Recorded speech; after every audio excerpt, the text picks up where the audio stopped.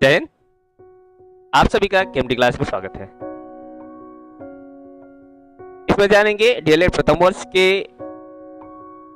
तीसरा पेपर का नाम है प्रारंभिक बाल्यावस्था देखभाल और शिक्षा से संबंधित जो एग्जामिनेशन 2025-26 का जो एग्जामिनेशन है, उस एग्जामिनेशन के पर्पज से महत्वपूर्ण प्रश्नों को जो एग्जामिनेशन में आने की 100% संभावना है। तो आइए जानते हैं वो प्रश्न क्या है। सबसे पहले जानते हैं कि एग्जाम में दो सेक्शन में प्रश्न आते हैं। एक सेक्शन रहता है सेक्शन ए और सेक्शन बी। लघुत्तरी और दीर्घोत्तरी यानी दो तरह के प्रश्न आते हैं। लघुत्तरी में कुल 6 प्रश्न करने होते हैं, दीर्घोत्तरी में कुल 4 प्रश्न करने होते हैं।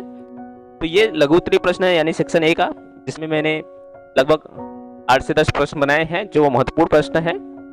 जैसे पहला प्रश्न है, इसमें इन प्रश्नों को 100 से लेके 150 शब्दों में लिखने होते हैं। 100 से लेके 150 शब्दों में लिखने होते हैं, इसका उत्तर देना होता है।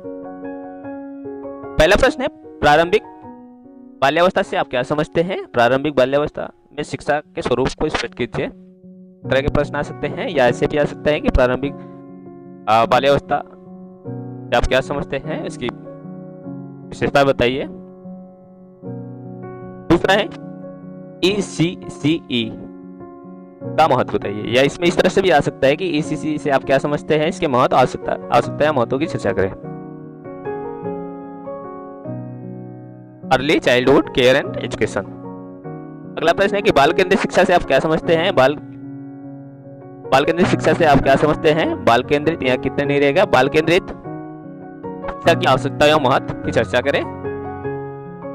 अगला प्रश्न है कि कक्षा में नियोजन हेतु छात्र व्यवहार संप्रेषण किस प्रकार करना चाहिए? यदि आप एक शिक्षक के रूप में कक्षा में नियोजन हेतु छात्रों के व्यवहार को संप्रेषित करने के लिए किस प्रकार करना चाहिए, इसकी चर्चा कीजिए।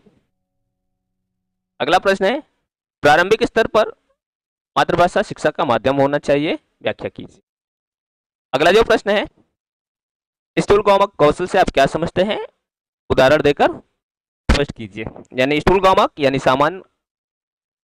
सामान्य गामक यानी गतिशील या क्रियात्मक कौशल से आप क्या समझते हैं। अगला प्रश्न है, बिहार में प्रारंभिक बाल्यावस्था देखभाल और शिक्षा से संबंधित चुनौतियों पर प्रकाश डालिए। अगला प्रश्न, एक शिक्षक के रूप में बच्चों की प्रगति का आलेखन, एक शिक्षक के रूप में बच्चों की प्रगति का अभिलेखन या आलेखन करते समय किन किन बातों को ध्यान रखेंगे, स्पष्ट कीजिए। बच्चों के विकास में घर एवं विद्यालय के अंतर संबंधों पर चर्चा कीजिए। ये तो सेक्शन ए यानी लघुत्तरी प्रश्न से संबंधित महत्वपूर्ण प्रश्न है। अब सेक्शन बी यानी दीर्घोत्तरी, बंधात्मक भी कह सकते हैं इसको, 200 से लेके 250 शब्दों में लिखने होते हैं। 200 से लेके 250 शब्दों में। इसमें कुल एग्जाम में 5 प्रश्न आते हैं। 5 प्रश्न में से कुल 4 प्रश्न करने होते हैं।